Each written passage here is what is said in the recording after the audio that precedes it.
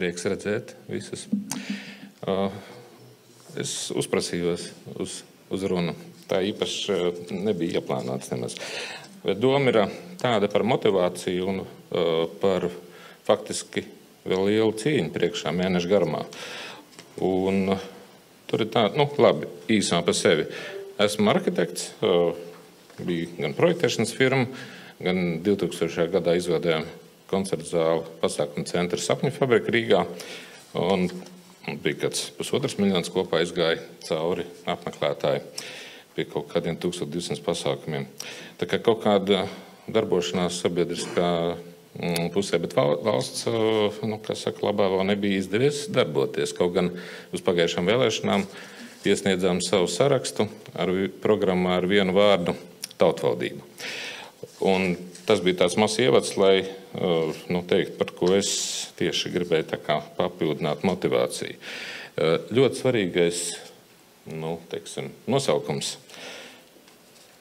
par tautas varu, tas ir nostiprināts konstitūcijā. Tas nav tā, ka mēs to izmantojam kaut kādā savā labā. Šis ir pienākums. Pienākums tautai ir veidot savu valstu, uzturēt. Pēc Amerikas neatkarības deklarācijas, ja vara kļūst par tirāniju, tautas pienākums to var ir nomest. Ja? To mēs zinām, tas jau ir 230 gadu atpakaļ uzrakstīts. Nav tā, ka katrā konstitūcijā ir rakstīts, ka tautai pieder suverēnā vara. Mums ir viens no tiem retiem izņēmumiem. Mums jābūt lepniem, ka mums ir šī iespēja, to var realizēt. Pašvaldības Latvijā jau vairāk kā 500 gadus strādā no Livonijas laikiem. Cara laikā bija reāla vara pašvaldībām. Pašvaldības bija arī tās, kas sanāca 90. gadā un deva mandātu augstākajai padomei balsot par neatkarību. 8086 deputāti, no kuriem praktiski 97% laikam nobalsoja par šo.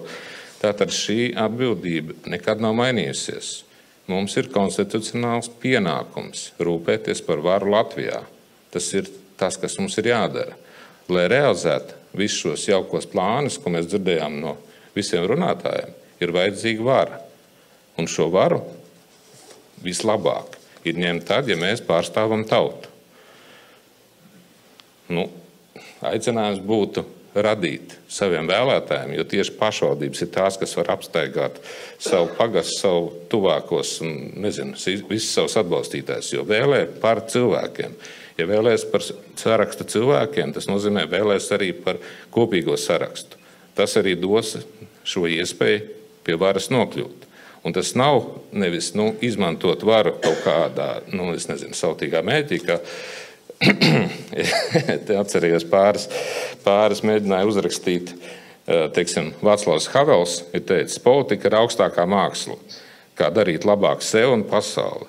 Tātad pirmais vārds šajā otrajā daļā ir sevi. Ja? Tātad iemācīties. Mums slikti māca politika, mums nemāca, kā darbojās tie mehānismi. Ja? Tas jāapgūst pašmācībā. Vai arī varbūt varēja vēl paspēt norganizēt kaut kādas apmācības. Tātad būtībā tas ir viss, ka tas ir mūsu pienākums realizēt suverēno tautas varu. Tas nav kaut kas, ka mēs cīnītos par kaut ko, kas ir liekas vai aizliegts. Mums pilnībā nav jāinteresējās, ko šobrīd domā pie varas esošie. Jo tikai tautas nolūks ir tas, kuram ir šī vara jārealizē. Un tas mums jāiemācās ar pašvaldībām izdarīt. Tā īsumā. Paldies!